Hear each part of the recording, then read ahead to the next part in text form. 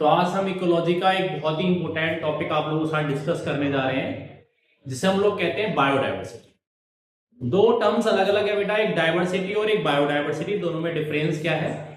तो डायवर्सिटी जैसे कि हम बात करें, हम एक ही स्पेसीज के मेंबर्स में जो भी चेंजेस डिफरेंसेस होते हैं उसे हम लोग डायवर्सिटी कहते हैं, जबकि अलग अलग स्पेसीज में जो भी डिफरेंस होते हैं उसे हम लोग बायोडायवर्सिटी कहते हैं।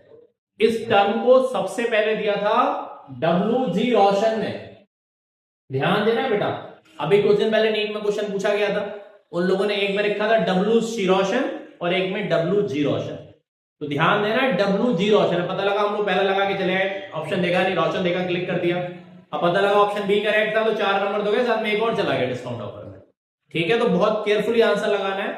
जबकि फादर ऑफ अगर आपसे बात बायोडायवर्सिटी की पूछी जाएगी तो क्या है, तो फिर नाम आता है एडवर्ड विल्सन का, क्योंकि उन्होंने इस टर्म को पॉपुलराइज किया था। ये फादर ऑफ बायोडायवर्सिटी।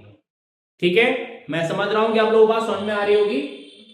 देखो प्रैक्टिकली हम लोग कभी कभी सोचते हैं, मुझे नहीं पता कि आप सोचते नहीं सोचते, मैं जब छोटा था तो मैं सोचता था इस तरह से कि यार सपोज दैट इस गांव में, इस मोहल्ले में अकेला होता तो सारी प्रॉपर्टी मेरी होती, सारा धन मेरा होता तो मजा ही आ जाता। बट अगर हम इसे प्रैक्टिकली देखें बेटा, तो ये बात कितनी सही है कितनी गलत, इस बात को समझने के थोड़ा सा आपको क्लोज आना पड़ेगा। बिना इंटरेक्शन के हम बिल्कुल भी नहीं रह सकते। आप समझो आपकी फैमिली में, आप ज्वाइंट फैमिली में रहते हैं, अपने मम्मी पापा के साथ रहते हैं, किसी दिन आपके माँ पापा घर से बाहर चले जाते हैं और घर में कोई ना हो, आपको अकेला रहना पड़े, आपको सुबह से शाम काटनी भारी पड़ जाती, फोन देखते देखते, टेलीविजन देखते देखते आप बोर हो जाते हैं। अब आप सोचो आप उस एरिया में अकेले रहे तो कैसे होगा? प्रैक्टिकली एडजस्ट करना पॉसिबल नहीं है। और एक बैलेंस इकोसिस्टम बनाए रखने के लिए भी अलग अलग तरह के मेंबर्स का होना जरूरी है। तो बायोडायवर्सिटी क्या है? The presence of different kinds of species in a particular geographical area in the given time is known as biodiversity.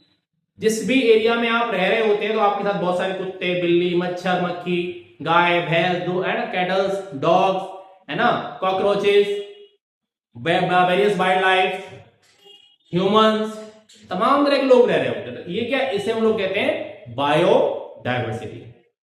किसी भी एरिया में जितनी भी ज्यादा बायोडायवर्सिटी होगी वो एरिया उतना ही ज्यादा स्टेबल होगा।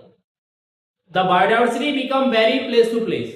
आप लोग देखिएगा, आप इक्वेटर से पोल की तरफ जब चलते हैं तो बायोडायवर्सिटी या फ्लोरा ऑफ फौना डिक्रीज करता है, एक्सेप्ट ट्रॉपिक्स। आप एक प्लेस से दूसरे प्लेस पे जाते हैं, रिसोर्सेज कम है, आप देखो ना लोग अर्बन एरिया की तरफ क्यों मूव कर रहे हैं? हमारे रिसोर्सेज अच्छे हैं ना। तो कहां बायोडायवर्सिटी बढ़ेगी, कहां ज्यादा होगी? जहां पर रिसोर्सेज अच्छे होंगे, जहां पर इनकम अच्छी होगी, जहां पर रिसोर्सेज अच्छे होंगे, जहां पर वाटर अच्छा होगा, जहां पर सब कुछ कंफर्टेबल जोन में मिलेगा, तो वहां पर बायोडायवर्सिटी ज्यादा होती है। 3 तरह की बायोडायवर्सिटी होती है बेटा। क्वेश्चन बनता है what is species diversity, what is genetic diversity, ecosystem diversity. तो इस टॉपिक को हम आप लोगों से अगले लेक्चर में कवर अप करेंगे। आप लोगों को इस टॉपिक और बहुत ही ज्यादा क्वेश्चन आप लोगों से पूछे जाते हैं टाइप्स ऑफ बायोडायवर्सिटी से। तो आप लोग उसे समझने के लिए हमारे नेक्स्ट टॉपिक में एक क्वेश्चन आता है कि जैसे कि तमाम वैरायटी है राइस की, 50,000 से ज्यादा, किस तरह की डायवर्सिटी है। या संजीवनी का नाम आप सुने होंगे ना, कि संजीवनी जो हिमालय की रेंज में पाई जाती है, प्रेजेंट होती है, राउ वल्पिया बेमुटूरिया, उसमें किस तरह की डायवर्सिटी होती है। तो इसको समझने के लिए आप अगले लेक्चर में जुड़ेंगे। ठीक है, मैं उम्मीद करता हूं आप सब लोग अच्छे से पढ़ रहे होंगे, सब अच्छे होंगे। अपना ध्यान रखिएगा और नेक्स्ट लेक्चर में मिलिएगा हमारे एक अगले टॉपिक के साथ। Thank you.